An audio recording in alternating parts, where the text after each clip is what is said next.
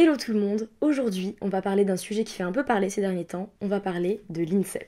Pour ceux qui connaissent pas, l'INSEP c'est l'Institut National du Sport, de l'Expertise et de la Performance, un peu le Centre National du Sport, qui se situe dans le Bois de Vincennes, à Paris, et où s'entraînent la plupart des grands champions. Il y a aussi un bâtiment de scolarité où les sportifs font leur lycée et parfois leurs études sup, des bâtiments d'hébergement, un service médical, des kinés, radio, éco, IRM, enfin bref. Tout est vraiment aménagé comme un mini-village où tout est pensé pour la réussite sportive. Mais alors pourquoi est-ce que l'INSEP fait parler ces dernières années ? Eh ben faut savoir que sur ces dernières années, dans la gym, mais je pense que c'est aussi le cas d'autres sports, beaucoup de gymnastes ont été forcés à quitter leur pôle espoir ou leur club pour monter sur l'INSEP, où mine de rien on est beaucoup plus livré à nous-mêmes, les entraînements sont assez différents, mais ça on reviendra là-dessus, et ça convient pas à tout le monde. Et pour ma part, pour ceux qui me connaissent pas, déjà je vous renvoie à mon premier épisode de ce podcast sur mon parcours. J'étais en équipe de France de gymnastique et j'ai passé 3 ans à l'INSEP de 2017 à 2020. Sur les dernières années, on a eu beaucoup de casses, beaucoup de gymnastes très prometteuses qui, une fois à l'INSEP, n'ont plus rien donné, niveau qui stagne, beaucoup de blessures et qui ont fini soit par quitter l'INSEP d'elle-même, soit par se faire virer du centre. Et beaucoup de fans de gym se questionnent, qu'est-ce qui se passe à l'INSEP ? Pourquoi ça performe plus ? Dans cet épisode, je vais vous raconter mon expérience à l'INSEP, comment ça se passait quand j'y étais, comment je l'ai vécu, puis je vais vous donner mon analyse sur le sujet et je vous laisserai vous faire votre propre avis. Donc c'est parti, jingle !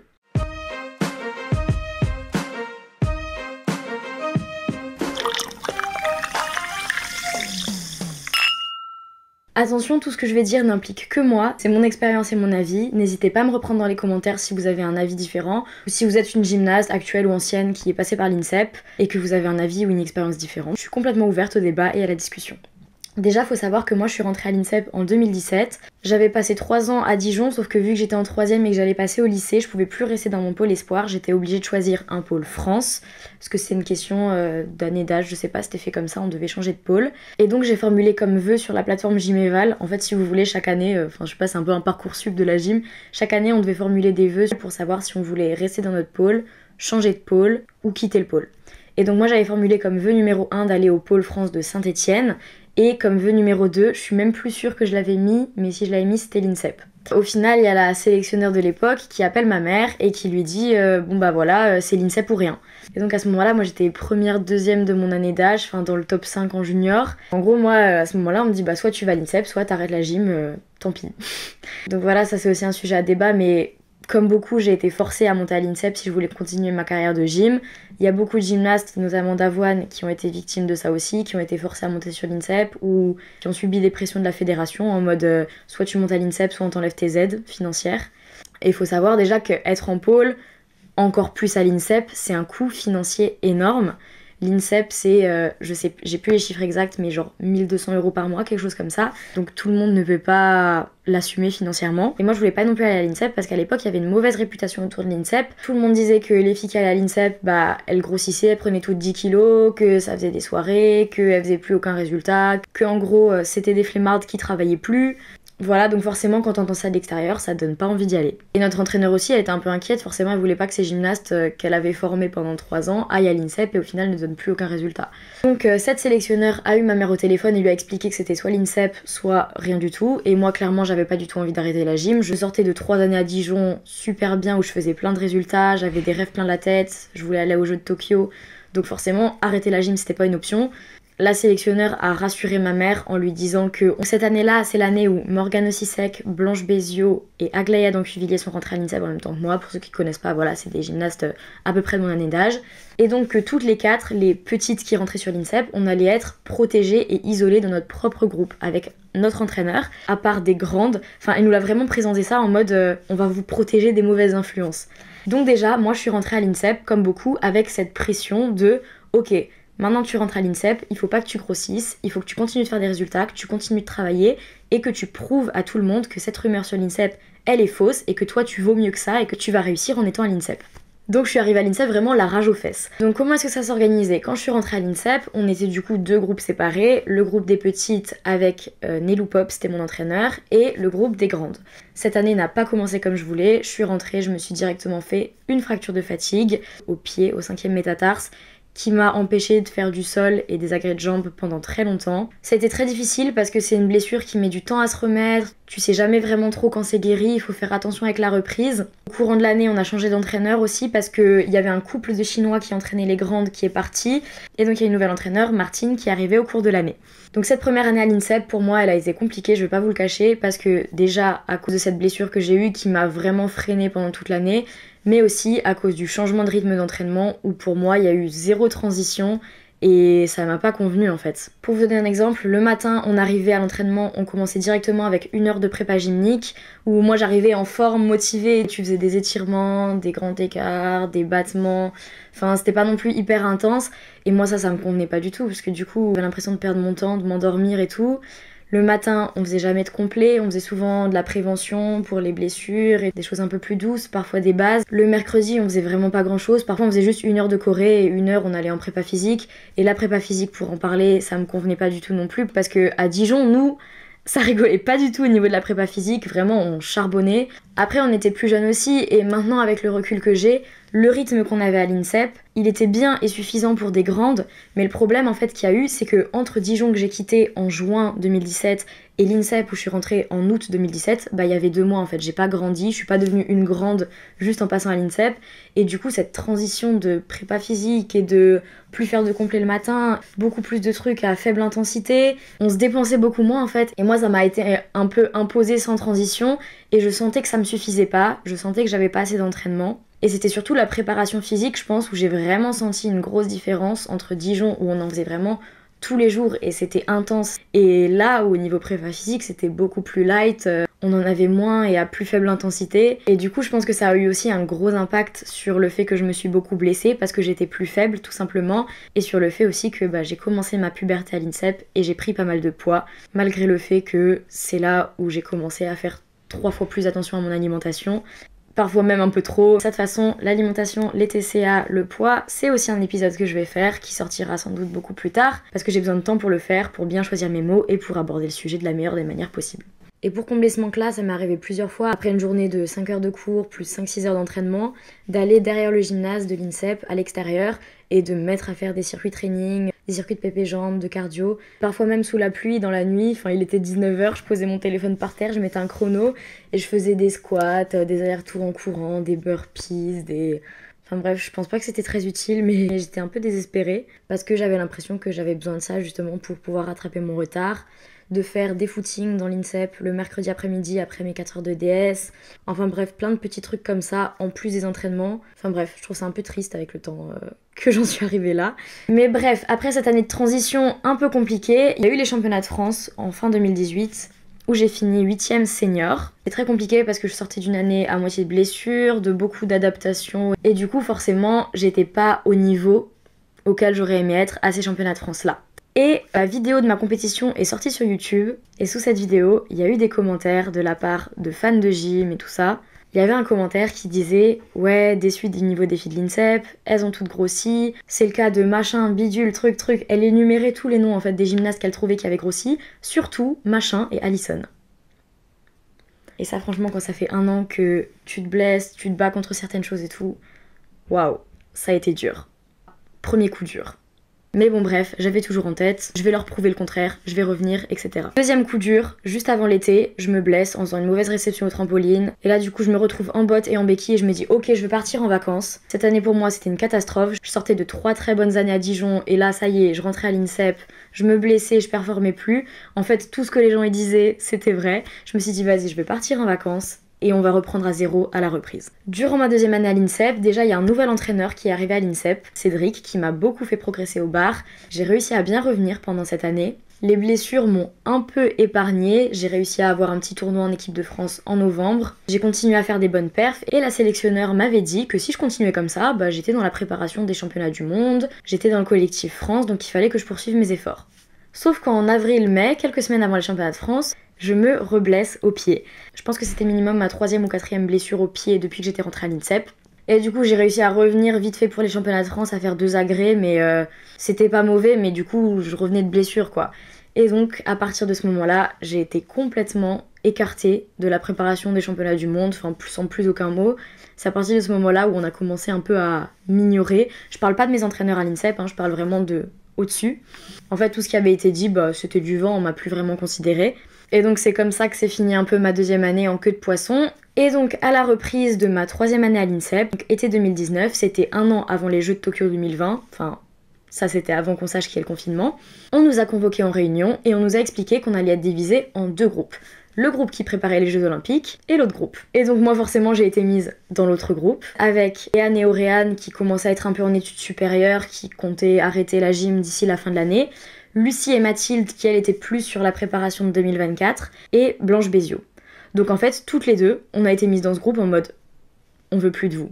Parce que techniquement moi j'étais toujours sur la préparation olympique. Enfin, en tout cas, à aucun moment j'ai évoqué le fait que je ne voulais plus tenter de me... Enfin, c'était 1 an avant les Jeux, beaucoup de choses peuvent se passer, sachant que je venais beaucoup de me blesser et tout. En fait, cet été en question, on m'a dit « Non, toi, les Jeux, non, ça va pas le faire. » Donc déjà, ça, c'était un coup dur de plus. En plus, je me suis reblessée à la reprise. Puis j'ai commencé à bien reprendre à nouveau, et là, on a eu des tests où il fallait faire 51 points pour être dans le collectif qui préparera les Jeux de Tokyo.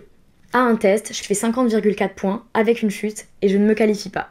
Donc après, il me restait une compétition, les Massilia, pour rentrer justement dans ce collectif pour les Jeux. Et là, on était 4 à vouloir faire nos points pour ce collectif. Il y avait Aglaïa Dancuvilier, Julia Forestier, Cheyenne Petit et moi, qui avions le potentiel pour faire ces 51 points, et on le savait. Et avant cette compète, on nous a mis la pression pour les faire. On a toutes les 4 fait un carnage à cette compétition, et on a fini du coup par pas rentrer dans le collectif. Et là, c'était un peu la fin de notre année au final. L'objectif pour lequel tu travailles depuis toute petite, tu sais que t'es plus dans la préparation, que t'es plus dans la course. Donc, ma foi, j'ai continué à bien m'entraîner parce qu'il fallait que je continue d'aider mon équipe en top 12, donc la Ligue 1 de la gym. J'ai fini par me reblesser en tombant sur le béton au sacrum, donc juste au-dessus du coccyx. Je me le suis fracturé, je suis revenue pour le top 12, et là il y a eu le confinement, où si vous avez vu mon épisode sur le parcours, vous savez que c'est là où je me suis fait virer de l'INSEP et où j'ai décidé de quitter l'INSEP. Et voilà un petit peu comment ça s'est passé et comment ça s'est fini. Moi je l'ai vraiment vu comme 3 années où je me suis battue pour revenir et faire des résultats dans des conditions qui me convenaient pas. Et au final, à chaque fois que je commençais un petit peu à revenir, il y avait des circonstances qui faisaient que j'étais à nouveau plus dans le truc, j'étais plus dans la course, j'étais plus dans le circuit. Et il y avait une autre petite merde qui arrivait pour venir me mettre des bâtons dans les roues, quoi. Mais du coup, pour analyser un peu ces 3 années, je pense que ce qui m'a mis des bâtons dans les roues en étant à l'INSEP, c'est de 1, la réputation qu'avait l'INSEP et la pression que ça m'a mis pour ne pas justement donner raison à toutes ces rumeurs. C'est aussi les conditions d'entraînement qui me convenaient pas et qui étaient tout simplement pas adaptées à moi. Et ça, pour le coup, j'ai essayé d'en parler. J'en ai déjà un petit peu parlé à mes entraîneurs, mais au final, mes entraîneurs, ils ont vu que je faisais que de me blesser, donc ils ont cherché aussi à me protéger et à... Moi, quelque part, j'essayais peut-être aussi d'en faire plus et d'en faire trop, et j'essayais un peu de pousser le truc à chaque fois, et c'était peut-être pas forcément tout le temps une bonne chose. Et au final, du coup, ils ont essayé de me freiner sur certains trucs. Je peux pas leur en vouloir pour ça, ils ont cherché à me protéger.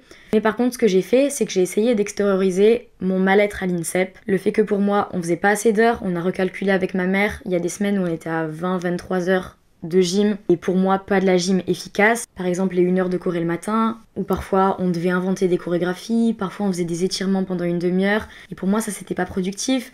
Les fois où on allait en salle de muscu pour faire des petites gammes de courses, des trucs, c'est des choses qui peuvent être utiles, mais moi en fait le gros du taf, le moment où on me tue les jambes et où on me tue le corps en préparation physique, il n'y avait pas la base solide de prépa physique. Et du coup ma mère, ça je lui en ai parlé, elle voyait que j'étais pas bien, et elle a décidé de faire un mail à quelqu'un qu'elle connaissait un peu du milieu, qui a transféré ce mail à la sélectionneur, à l'entraîneur national. Et donc dans ce mail, ma mère disait qu'on ne faisait pas assez d'heures, que la préparation physique c'était pas bien, que la choré c'était pas ça, voilà, enfin bref. Et donc l'entraîneur national a fini par appeler ma mère. Enfin, petite rectification parce que j'ai redemandé à ma mère entre-temps. Cet entraîneur national avait répondu au mail de ma mère en disant « Oui, je vous passerai un coup de fil dans la semaine ». Mais au final, elle n'a jamais passé ce coup de fil, donc ma mère a fini par l'appeler. Et la première chose qu'elle a dit au téléphone, c'est « Ah oui, vous êtes la mère d'Alison Lapp ?»« Oui, c'est vrai, je devais vous appeler, j'avais mis ça sur ma to-do list. » Enfin bref, pour vous donner une idée d'à quel point elle se sentait concernée par la situation. Et elle lui a dit un truc du style « Ah non mais je vous arrête tout de suite, tout ce que vous dites... » Enfin en gros, elle lui a dit que tout ce qu'elle disait c'était faux, que les heures en question, elle avait mal calculé. Enfin bref, elle a contré tous les arguments que ma mère avait donnés. Elle a dit Oui, bah après c'est normal aussi que quand on soit grande on fasse moins d'heures, votre fille, il faut juste qu'elle soit plus efficace dans ses passages, qu'elle arrête de tomber à des bascules équis, donc à des éléments un peu nuls, qu'elle travaille mieux, etc. Donc en fait, elle a totalement discrédité ce que je ressentais, elle a rejeté la faute sur moi et la responsabilité, plutôt que d'écouter et de chercher à comprendre où était le problème, comment on pouvait m'aider d'une autre manière, si peut-être il y avait quelque chose à faire pour que je me sente mieux, pour que je performe mieux. Et en gros, le résumé du mail, elle lui a dit non, non, tout va bien à l'INSEP, c'est votre fille le problème. Et après, derrière, on me vire de l'INSEP parce que je fais plus de résultats. J'ai envie de dire, je vous avais prévenu que je n'allais pas faire de résultats dans cet environnement. Mais bon bref, je disais, pour moi, les problèmes à l'INSEP, c'est la pression qui est mise sur les gyms de l'INSEP, comme quoi elles ne feront plus de résultats à l'INSEP. Si on croit pas en elles et qu'on les encourage pas, comment est-ce que vous voulez qu'elles fassent des résultats, qu'elles soient mises dans de bonnes conditions, si elles vivent tous les jours avec cette pression, justement, de pas être à la hauteur? Deuxièmement, les conditions qui me convenaient pas, qui pour moi n'étaient pas des conditions de haut niveau et de performance, mais aussi et surtout le manque de considération des gens plus haut placés à partir du moment où tu te blesses, où tu commences à plus faire trop de résultats. Quand t'es plus dans la course, quand t'es plus dans le circuit, c'est fini. Attention, maintenant la direction a changé, donc les choses sont différentes. Je parle dans le passé, je parle de mon expérience. Maintenant les choses ont un peu évolué dans le bon sens quand même. Mais du coup, oui, à l'époque où j'étais à l'INSEP, je l'ai vraiment ressenti comme à partir du moment où t'as quelques blessures, où t'es plus intéressante pour nous à l'instant T, on n'en a plus rien à foutre de toi. Et ça a été le cas de beaucoup d'autres gymnastes très talentueuses qui sont montées sur l'INSEP, à partir du moment où elles se sont blessées, où elles ont commencé leur puberté et pris un peu de poids, où elles étaient plus forcément au top de leur forme, au lieu de dire « Ok, on va chercher à comprendre ce qui s'est passé, on va essayer de te faire revenir, on va essayer de mettre des choses en place pour que ton retour il soit plus facile, on va t'encourager », bah au lieu de ça, c'était vraiment « Ah ouais, tu nous intéresses plus, on va se concentrer sur celle qui nous intéresse ».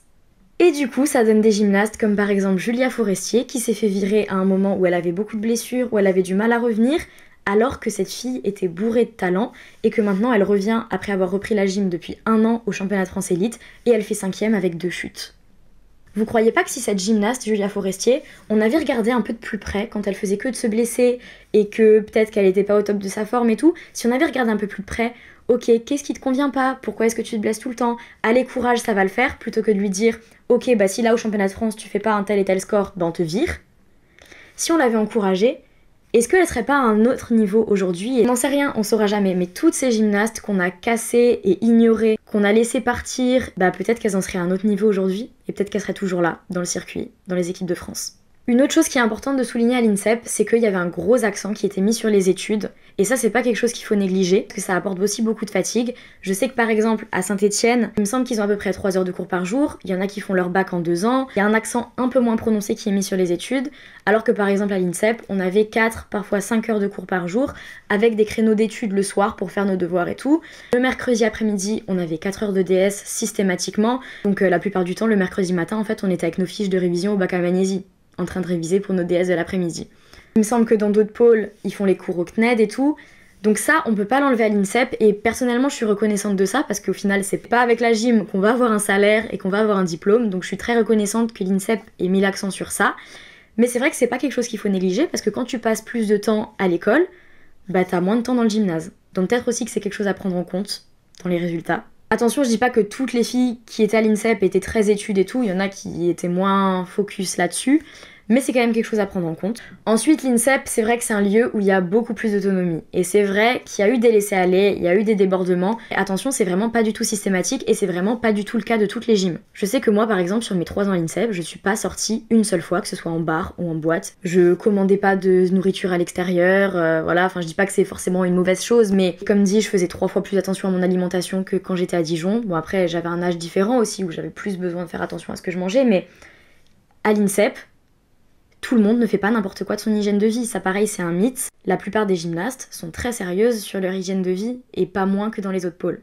Le problème, il est ailleurs. Donc pour finir mon analyse, je pense qu'à l'INSEP, les coachs sont un peu moins derrière. Ils sont plus là pour t'accompagner et te laisser faire les choses un peu en autonomie. Ils sont plus là pour t'accompagner que pour te pousser, ce qui est pas une mauvaise chose, mais ça convient pas à tout le monde. Les entraînements aussi sont assez différents. C'est plus des entraînements qui sont faits pour les grandes. Mais les gyms de l'INSEP travaillent, croyez-moi, on fait nos complets, on fait nos heures, ça travaille dur, c'est juste que ça travaille différemment. Et ça convient pas à tout le monde. Enfin, c'est possible qu'il y en ait qui se laissent un peu porter par le truc, mais c'est pas la majorité, croyez-moi, la majorité des gymnastes à l'INSEP bossent, contrairement à ce que certains ont pu dire. Il y a aussi le fait que la plupart des gymnastes qui rentrent à l'INSEP rentrent dans la puberté, et parfois cette puberté elle est accentuée par les blessures, par le fait qu'il y ait moins d'heures et que les entraînements soient différents, et donc parfois oui, on voit des gymnastes qui prennent du poids en allant à l'INSEP.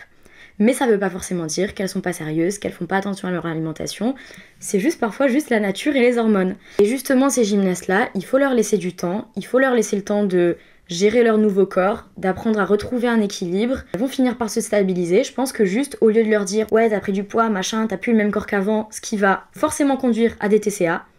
La plupart des gymnastes que j'ai vu aller à l'INSEP et prendre du poids, elles ont fini avec des TCA, donc des troubles du comportement alimentaire. Au lieu de ça, il faudrait les informer sur la nutrition, les accompagner et leur laisser le temps tout simplement de retrouver leur équilibre, parce qu'elles vont bien finir par le retrouver. Ce qui aide pas non plus à l'INSEP, c'est les blessures. On l'a vu, il y a beaucoup de gymnastes qui se blessent. Comme je l'ai dit, ça c'est peut-être dû à la préparation physique qui est différente, mais aussi au fait qu'il y a beaucoup de gyms qui sortent de pôles en étant cassés, parce que dans les pôles, elles ont trop tiré, il y a beaucoup d'heures, elles ont beaucoup travaillé très très jeunes, et du coup elles arrivent à l'INSEP cassées tout simplement, et donc il y a des blessures. Et du coup tu peux pas performer et avancer quand t'es tout le temps blessé. Faut pas oublier aussi qu'il y a eu beaucoup de changements d'entraîneurs sur ces dernières années qui ont pas du tout aidé, qui ont peut-être été compliqués aussi à gérer pour les gymnastes.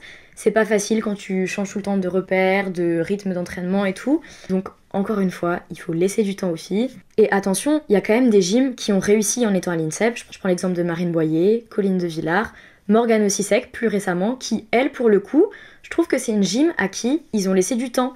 Quand on regarde sur ses premières années à l'INSEP, elle performait pas spécialement. On voyait qu'elle avait du talent, mais elle réussissait pas forcément tout le temps ses compètes. Elle finissait pas forcément dans les premières ni rien, mais on lui a laissé le temps de performer, et maintenant là cette année elle est très bien partie pour rentrer dans l'équipe des Jeux Olympiques, donc au final, peut-être que si on avait fait pareil avec d'autres gymnastes, elles en seraient ailleurs aujourd'hui. On ne sait pas, on ne saura jamais. Mais bref, ce que je voulais dire, c'est qu'il y a des gyms qui réussissent à l'INSEP, et parfois justement cette autonomie et cette manière différente de travailler, ça donne des gymnastes qui sont plus maîtres de leur gym, qui ont une gym plus mature et qui se libèrent plus facilement. En tout cas, moi, mon avis, c'est que je pense qu'il faut déjà une certaine dose de talent et une gym assez mature pour performer à l'INSEP. Mais ça, c'est que mon avis et mon analyse. Dans tous les cas, ce qu'on peut pas enlever à l'INSEP, c'est que... Attention, ça n'a pas toujours été le cas. Je pense qu'à l'époque de Eric et Cécile Demey, c'était pas la joie. En tout cas, depuis l'époque où j'y suis, c'est un environnement sain et bienveillant, avec des coachs qui ont des bonnes intentions pour toi et qui ont à cœur que tu réussisses et que tu sois épanoui, qui vont pas te traiter de grosse vache ou te mettre une pression énorme sur les épaules. Et ça, honnêtement, même si j'ai pas percé quand je suis allée à l'INSEP, je suis extrêmement reconnaissante pour ça. Donc pour ça, je remercie énormément tous les coachs que j'ai eus pendant que j'étais à l'INSEP. Après, c'était au-dessus des entraîneurs que ça coinçait un petit peu. Et bon, ça, je pense que la plupart d'entre vous s'en doutent.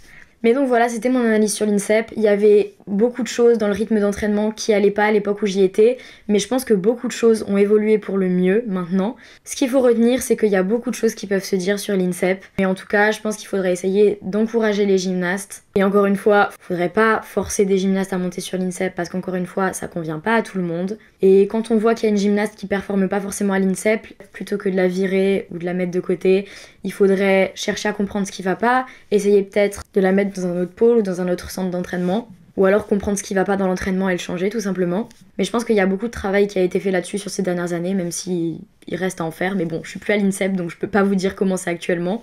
En tout cas, encourageons toutes ces filles qui sont encore à l'INSEP, parce que je vous assure qu'elles donnent le meilleur d'elles-mêmes chaque jour. Et si vous avez des questions, des témoignages, j'aimerais bien faire un épisode 2 sur l'INSEP, avec des témoignages d'anciennes gyms de l'INSEP, peut-être des générations d'avant et tout, pour un peu avoir une vue d'ensemble et une vraie analyse sur l'INSEP. Donc voilà, si vous avez des remarques, des avis, des témoignages, n'hésitez pas à me laisser un commentaire, n'hésitez pas à mettre un petit like pour me soutenir et à vous abonner. Et en attendant, on se retrouve très bientôt pour un nouvel épisode de Salto et Morito. C'est Salto et Morito.